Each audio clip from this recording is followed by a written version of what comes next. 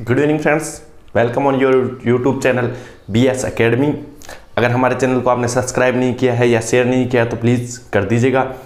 पिछले वीडियो में हमने मौर्य काल के बारे में जानकारी प्राप्त की थी। मौर्य काल में हमने सम्राट चंद्रगुप्त मौर्य, बिंदुसार और अशोक के बारे में चर्चा कर ली थी। और आपको एक बात बताना चाहता हूँ, जो मौर्य काल का अंतिम सम्राट था वृहदर्थ था, उसको पुष्यमित्र शंगु ने हरा दिया, जो एक ब्राह्मण था, और वहाँ पर शंगु वंश की स्थापना की।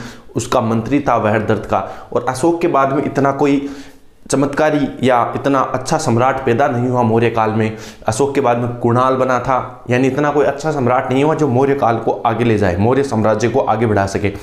आज हम बात करेंगे मौर्य जो प्रशासन था, मौर्य प्रशासन किस प्रकार से चलाया। मौर्य प्रशासन दो पुस्तकों के आधार पर वर्णन किया गया है। एक तो कौटिल्य की अर्थशास्त्र और एक होती है आपके मैग्नेस्टीज की इंडिका। मैग्नेस्टीज आपको पता है चंद्रगुप्त मौर्य के दरबार में आया था। ठीक है, अब देखते हैं अपन सबसे पहले मौर्य काल प्रशासन।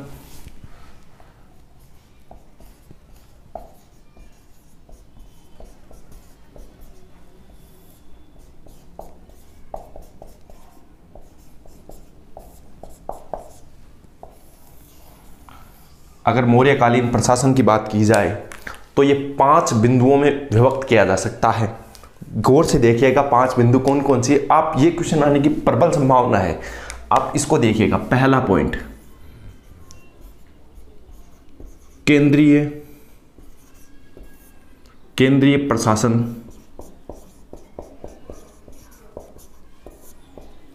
केंद्रीय प्रशासन। दूसरा आता है आपका प्रांतीय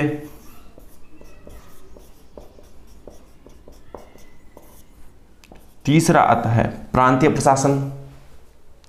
केंद्रीय प्रशासन, प्रांतीय प्रशासन, और उसके बाद में आता है आपका नगरीय प्रशासन, और फोर्थ आता है आपका सैन्य प्रशासन, और पांचवा आता है आपका न्याय प्रशासन या न्याय व्यवस्था, और लास्ट आता है सामाजिक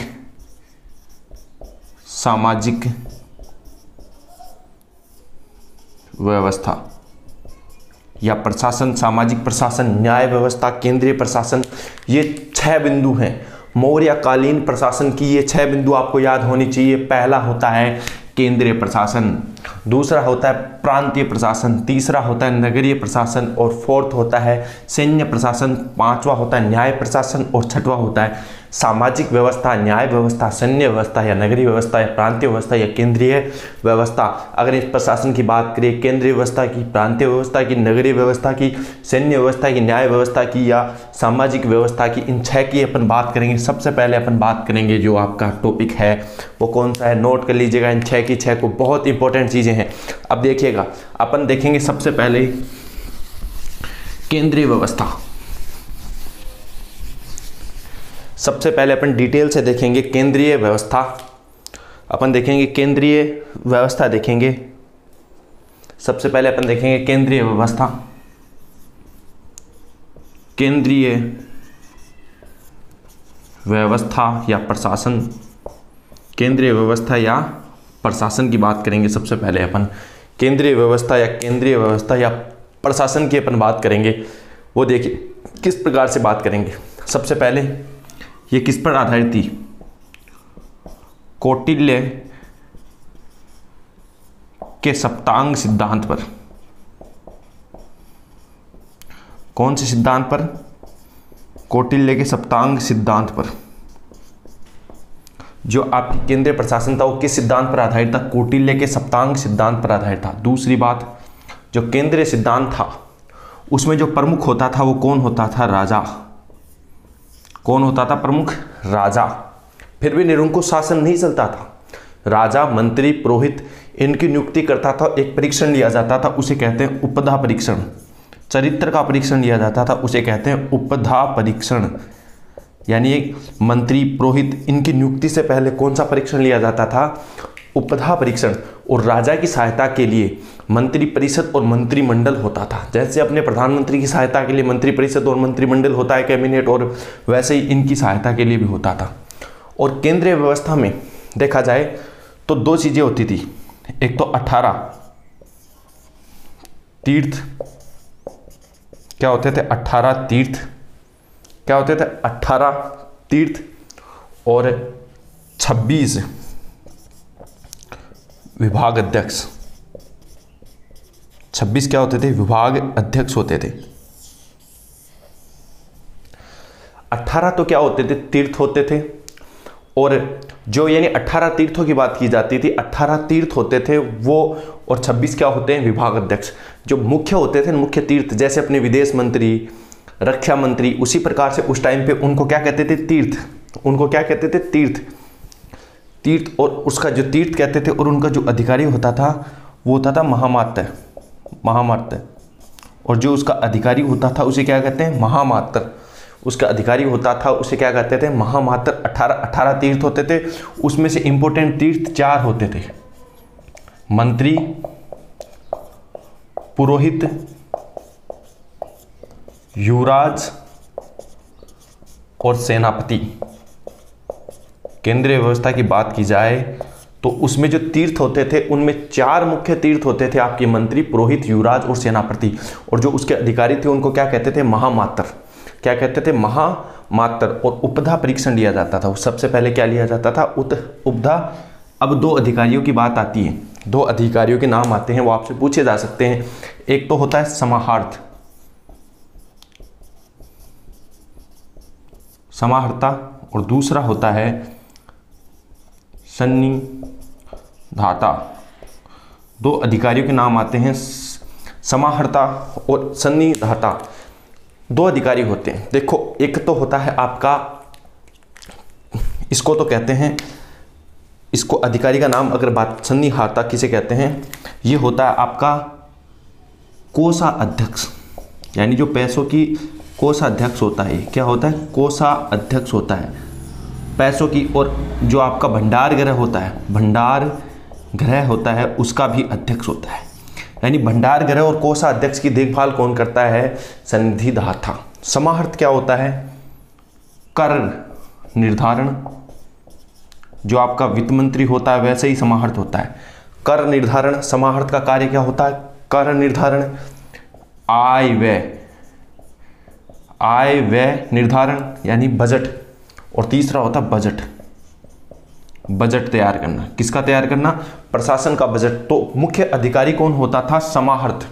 समाहर्त क्या होता था, मुख्य अधिकारी होता था, उसका कार्य होता था कर निर्धारण, आय व्यय और बजट। अगर बात की जाए सन्निधाता की तो उसका कार्य था भंडार गृह और आपके जो कोषाध्यक्ष की देखभाल कौन करता था, सन्निधाता। समाहर्त का कार्य होता था कर निर्धारण, आय व्यय। इन दोनों में से छोटा क्वेश्चन पूछा जा सकता है, बहुत इंपॉर्टेंट है। उपधा परीक्षण लिया जाता था, महामात्र कहते थे, 18 तीर्थ थे, उनमें से 18 तीर्थ क्या कहलाते हैं, उनमें से प्रमुख तीर्थ 4 थे, मंत्री, पुरोहित, युवराज और सेनापति। अगर विभागाध्यक्ष की बात की जाए, विभागाध्यक्ष की बात की जाए तो यहाँ देखिएगा, विभागाध्यक्ष की बात की जाए तो विभागाध्यक्ष इस प्रकार से देख सकते हैं। विभागाध्यक्ष इंपॉर्टेंट कौन सा होता है, एक तो सीता अध्यक्ष, एक तो होता है सीता अध्यक्ष, एक तो लूना अध्यक्ष, एक होता है आपका लक्षणा, एक होता है लक्षणा अध्यक्ष, ये कुछ। एक होता है अवाटिक, एक होता है आपका अवाटिक। 4 होते हैं, सीता अध्यक्ष, लूना अध्यक्ष, लक्षणा अध्यक्ष और अवाटिक। इनके बारे में आपको जानकारी। सीता अध्यक्ष कृषि से संबंधित होता है, लक्षणा अध्यक्ष आपके जो मुद्रा जारी करने की शक्ति संबंधित होता है, और अवाटिक वन विभाग का प्रमुख होता है। सीता अध्यक्ष कौन था, लूना अध्यक्ष कौन था, लक्षणा अध्यक्ष कौन था, अवाटिक कौन था। सीता अध्यक्ष संबंधित था कृषि से, किससे संबंधित था, क्वेश्चन पूछा जा सकता है, कृषि से। लूना अध्यक्ष था आपका बुच्चड़ खाना, बुच्चड़ खाना। और इनमें सबसे ज्यादा इंपॉर्टेंट है लक्षणा अध्यक्ष, मुद्रा। पैसे सबके लिए इंपॉर्टेंट होते हैं, तो मौर्य काल में भी इंपॉर्टेंट कौन था, लक्षणा अध्यक्ष, यानी मुद्रा जारी करने की शक्ति, मुद्रा जारी करने की शक्ति, मुद्रा जारी करने की शक्ति। जैसे प्रेजेंट टाइम पे मुद्रा जारी करने की शक्ति किसके पास है, आरबीआई के पास, उसी प्रकार से ये मुद्रा जारी करने की शक्ति उस टाइम किसके पास थी, लक्षणा अध्यक्ष। और अवाटिक था आपका जो वन विभाग का प्रमुख। ये प्रमुख थे, ये 26 थे, वैसे 26 थे ये, और भी हैं लेकिन 4 इंपॉर्टेंट थे, मैंने आपको बता दिए। अब कौटिल्य का जो सप्तांग सिद्धांत था तो वो क्या था, यानी कौटिल्य ने चीजें बताई थी, राजा, सैनिक, दुर्ग, अमात्य, राजा, सैनिक, दुर्ग, अमात्य, मित्र, राजा, सैनिक, दुर्ग, अमात्य, मित्र, ये कुछ चीजें बताई थी राजा ने, सैनिक ने, मंत्री, और ये उन्होंने बताया था कि ये सप्तांग सिद्धांत पर कार्य करते हैं। किस पे कार्य करते हैं, ये सप्तांग सिद्धांत पर कार्य करते हैं। ये सभी मिलकर क्या बनाते हैं, 7 होते हैं, 7 सप्तांग सैनिक बना लेते हैं। और ये आपके सामने राजा, समाहर्त, संधिहार्ता और महामात्र उपधा परीक्षण, यानी इनकी नियुक्ति से पहले क्या किया जाता है, उपधा परीक्षण। ये थी इसकी केंद्रीय व्यवस्था। क्या थी इसकी केंद्रीय व्यवस्था थी। दूसरा बिंदु था हमारा, वो था प्रांतीय प्रशासन या प्रांतीय व्यवस्था। प्रांतीय प्रशासन किस प्रकार का था और प्रांतीय व्यवस्था किस प्रकार की थी। तो पहली बात तो आपको ये पता होना चाहिए, जो आपका साम्राज्य था, मौर्यकालीन साम्राज्य, 5 प्रांतों में विभक्त था। कितने प्रांतों में, 5 प्रांतों में विभक्त था। कितने में विभक्त था, 5 में। और वो 5 कौन कौन से, उनके नाम याद होने चाहिए। तक्षशिला, पहला नाम था तक्षशिला, पाटलिपुत्र, कलिंग या तोसली, कलिंग या तोसली, या इसको तोसली भी कहते हैं, तोसली। एक होती है उज्जैनी, उज्जैनी और स्वर्ण नगरी, स्वर्ण नगरी, यानी 5 ये प्रांत थे। कौन थे 5 ये प्रांत थे, 1 2 3 4 और 5। तक्षशिला, पाटलिपुत्र, कलिंगी, उज्जैनी और स्वर्णगिरी। ये बहुत इंपॉर्टेंट क्वेश्चन है, यहाँ से पूछा जा सकता है कि कितने प्रांत थे, 5 प्रांत थे। और उन 5 प्रांतों का जो क्या होता था, उन पे जो राज करता था उसे कहते थे आर्यपुत्र, आर्यपुत्र या कुमार, आर्यपुत्र या कुमार। जो उन पे राज करता था उसे क्या कहते हैं, आर्यपुत्र या कुमार कहते थे। इस पे जो राज करता था, अगर बात की जाए आगे और भी, तो और भी होते थे। जो आपके प्रांत थे वो डिवाइड किस में थे, प्रांत किस में डिवाइड होते थे, विषय में। विषय कोई सब्जेक्ट का नाम नहीं है, उस टाइम पे चलता था विषय। क्या चलता था, विषय। प्रांत किस में डिवाइड थे, विषय में। और जिले होते थे, उनका जो अधिकारी होता था उसे कहते थे स्थानिक। क्या कहते थे, जिले का जो प्रमुख अधिकारी होता था, जैसे अब जिला का अधिकारी होता है जिला कलेक्टर, उस टाइम पे जो जिले का प्रमुख अधिकारी होता था उसे क्या कहते थे, स्थानिक। और मौर्य काल की जो सबसे छोटी इकाई थी, मौर्य काल की जो सबसे छोटी इकाई थी, 10 गांवों का समूह, 10 गांवों का समूह होता था। सबसे छोटी इकाई क्या होती थी, 10 गांवों का समूह होता था, 10 गांवों का समूह। मौर्य काल की सबसे छोटी इकाई क्या कहलाती थी, 10 गांवों का समूह कहलाती थी। और जिले का प्रमुख अधिकारी स्थानिक होता था। और इस सबसे छोटी इकाई का जो अध्यक्ष होता था वो कौन होता था, गोप। उसे क्या कहते थे, गोप। जो प्रमुख अधिकारी होता था उसे क्या कहते थे, गोप। उसे क्या कहते थे, गोप कहते थे। इस प्रकार से ये कौन सी व्यवस्था थी, प्रांतीय व्यवस्था थी मौर्यकालीन प्रशासन में। प्रांत 5 थे, प्रांत डिवाइड थे विषयों में, और जिले का प्रमुख अधिकारी स्थानिक होता था। और सबसे छोटी इकाई क्या कहलाती थी, 10 गांवों का समूह, उसे कहते थे गोप। ये होता था उसकी प्रांतीय व्यवस्था। अब हम चलते हैं तीसरी व्यवस्था पे। तीसरी व्यवस्था थी उनकी नगरीय व्यवस्था। तो बहुत ही अच्छी चीज़ है, बहुत ही इंपॉर्टेंट क्वेश्चन है। अगर आप बोर्ड एग्जाम में भी इसी टाइप से लिखने की कोशिश करोगे, या कंपटीशन एग्जाम में कोई क्वेश्चन पूछा जाता है, पूछा जा सकता है क्वेश्चन कि कितने भागों में डिवाइड था मौर्य साम्राज्य, तो 5 भागों में डिवाइड था। तीसरा अपन देखेंगे नगरीय व्यवस्था, नगरीय व्यवस्था या प्रशासन। तो नगरीय व्यवस्था जो आधार था, 2 बुक थी, कौटिल्य के अर्थशास्त्र और मैग्नेस्टीज की इंडिका। तो मैग्नेस्टीज की इंडिका बुक के अनुसार, मैग्नेस्टीज की इंडिका बुक के अनुसार इसमें 6 समिति थी, 6 समिति थी, 6 समितियों का निर्माण किया था। 6 समिति, और हर समिति में कितने लोग थे? 5 लोग। कितनी समिति थी? 6 समिति थी। उस प्रत्येक समिति में कितने लोग थे? 5 लोग थे। समिति में 5 लोग थे, प्रत्येक समिति में 5 लोग थे। 6 पंजे 30, तो 30 सदस्य थे। कुल कितने सदस्य थे? 30 सदस्य। और कितनी समितियां थी? 6 समितियां। टोटल कितनी समितियां थी? 6 समितियां। प्रत्येक में 5 सदस्य, तो टोटल कितने सदस्य हो गए? 6 पंजे 30 सदस्य हो गए। और 6 समितियां कौन कौन सी थी? पहली समिति थी व्यापार से संबंधित। पहली समिति किससे थी?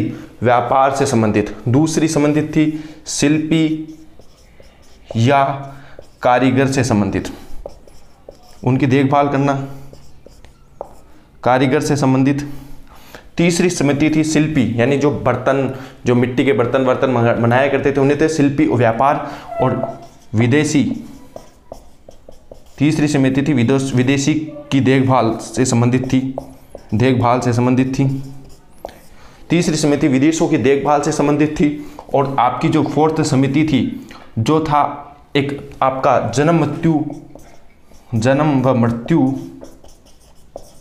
का लेखा जोखा जो रखता था उसे कहते हैं लेखा, जो रखता था उसे क्या कहते हैं? 4थी समिति क्या करती थी? लेखा जोखा रखती थी। 5वीं समिति थी विक्रय का निरीक्षण, विक्रय का ध्यान रखती थी। 6वीं समिति विक्रय मूल्य का 10वां भाग कर के रूप में लेते थे। विक्रय का 10वां भाग किस रूप में लेते थे? कर के रूप में लेते थे। नगरीय प्रशासन में 6 समितियां थी, याद कर लेना। प्रत्येक समिति में 5 सदस्य थे, कुल टोटल 30। और ये किस आधार पे थे? मैग्निस्टीज की इंडिका बुक। 6 समितियां कौन कौन सी थी? पहली व्यापार से संबंधित, दूसरी शिल्प कारीगरों से संबंधित, तीसरी विदेशों की देखभाल, 4th जन्म मृत्यु का लेखा जोखा, और 5वीं विक्रय का निरीक्षण, और 6वीं होती थी विक्रय मूल्य का 10वां भाग कर के रूप में लेने का कार्य करती थी। अब अपन चलेंगे आगे। नगरीय प्रशासन के बाद अपन चलते हैं सैन्य व्यवस्था पर। किस पे चलेंगे अपन? सैन्य व्यवस्था पर। 4th पॉइंट अपना है सैन्य व्यवस्था। सैन्य व्यवस्था, और इसकी भी बात की जाए तो इसमें भी कितनी समितियां थी? 6 समितियां थी। प्रत्येक समिति में 5 लोग थे। और कितने टोटल थे? 30 सदस्य था, याद रख लेना। और इसमें 5 विभाग थे। कितने विभाग थे? 5 विभाग। इसके कितने विभाग थे? 5 विभाग थे। 5 विभाग कौन कौन से थे? अब आप सेना जानते हो, सेना में 5 विभाग कौन कौन से होंगे आप देख सकते हो। सेना में देखो, पहले सेना होती थी पैदल, पहला होता है पैदल विभाग।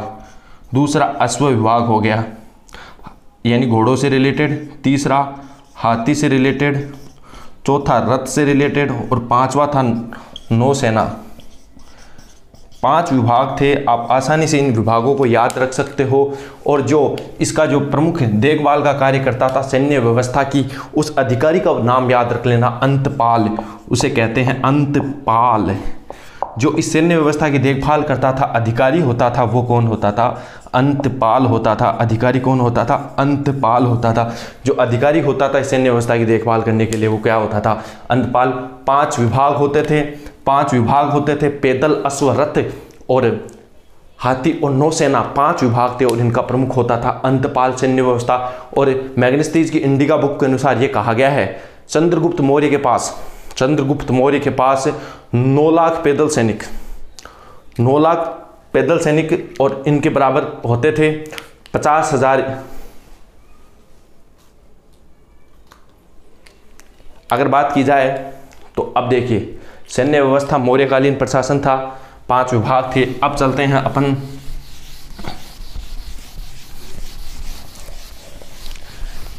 न्याय व्यवस्था पर। कौन सी व्यवस्था पर? न्याय व्यवस्था पर।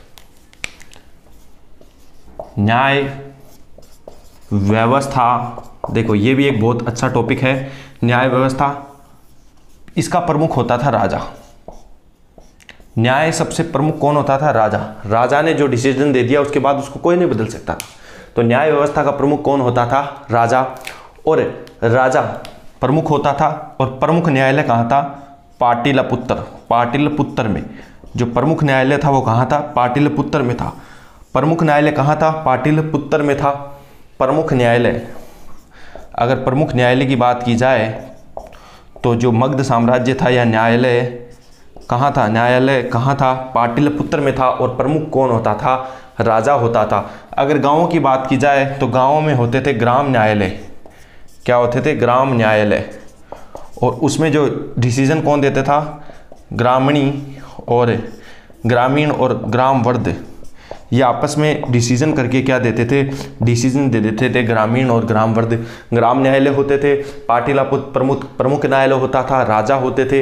ये इस प्रकार से उनका ग्राम न्यायालय होता था। अब उस टाइम पे न्यायालय कितने प्रकार के थे? 2 प्रकार के थे।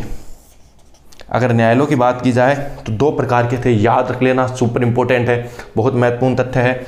एक होते थे धर्मस्तरीय, एक होते थे धर्मस्तरीय।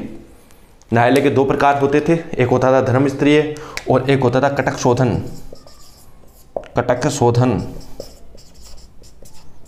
एक होता था कटक शोधन और एक होता था धर्मस्तरीय। कटक शोधन और धर्मस्तरीय 2 प्रकार के न्यायालय होते थे। जो आपका धर्मस्तरीय होता था, कौन सा होता था? धर्मस्तरीय, वो होता था आपका दीवानी अदालत। कौन सी अदालत होती थी? दीवानी अदालत। धर्मस्तरीय होता था वो कौन सी अदालत होती थी? दीवानी। कौन सी अदालत होती थी? दीवानी। और जो कटक शोधन होता था वो आपकी होती थी फौजदारी। कौन सा न्यायालय होता था? फौजदारी अदालत होती थी। इनको देखो अपन थोड़ा सा डिटेल से देखते हैं। 2 प्रकार के होते थे, तो इनको थोड़ा सा अपन देखते हैं। न्याय व्यवस्था में ऊपर लेके देखते हैं इनको। देखो न्यायालय 2 प्रकार के होते थे, एक होता था धर्मस्तरीय और एक होता था कटक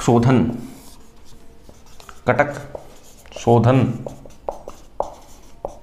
इसकी बात की जाए तो ये होता था आपका दीवानी अदालत। कौन सी अदालत होती थी? दीवानी अदालत होती थी।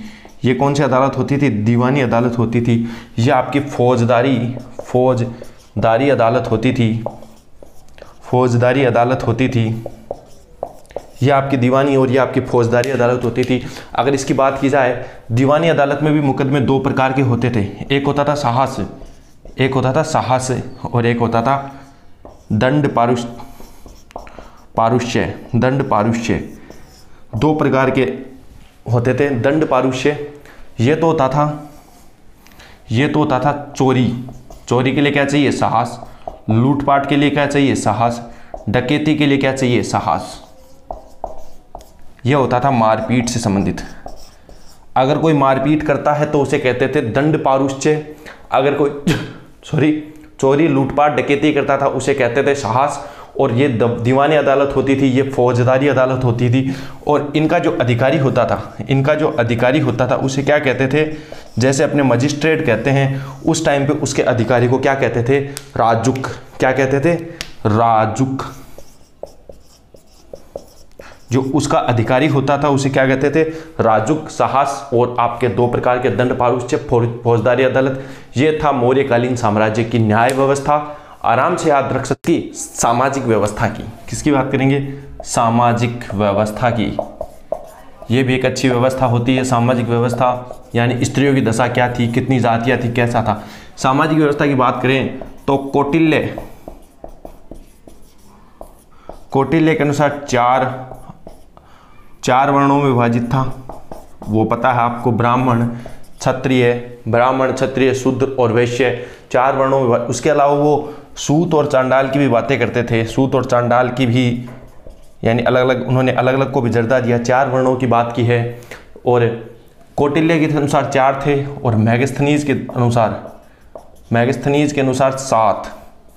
उन्होंने 7 वर्णों की बात की है। मेगास्थनीज ने कितने वर्णों की बात की है? 7 वर्णों की बात की है। इन्होंने जातिगत भेदभाव को मिटा दिया था। एक होता है दार्शनिक, दूसरा होता है किसान, तीसरा होता है कारीगर शिल्पी, चौथा होता है सैनिक, पांचवा होता है पशुपालक,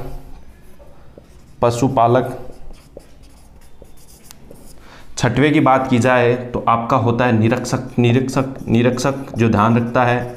और सातवीं की बात की जाए तो होता है मंत्री। ये 7 जातियों की मंत्री या शासन समूह। तो मेगास्थनीज ने कितनी सामाजिक की बात की जाए तो सामाजिक की बात की जाए तो आपके देखिए सामाजिक की बात की जाए तो सामाजिक व्यवस्था में 7 जातियों के नाम बताए थे।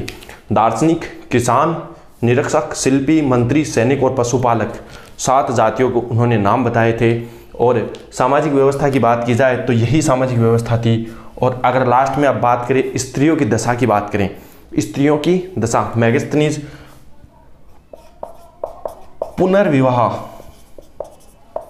कर सकती थी, स्त्रियां पुनर्विवाह कर सकती थी,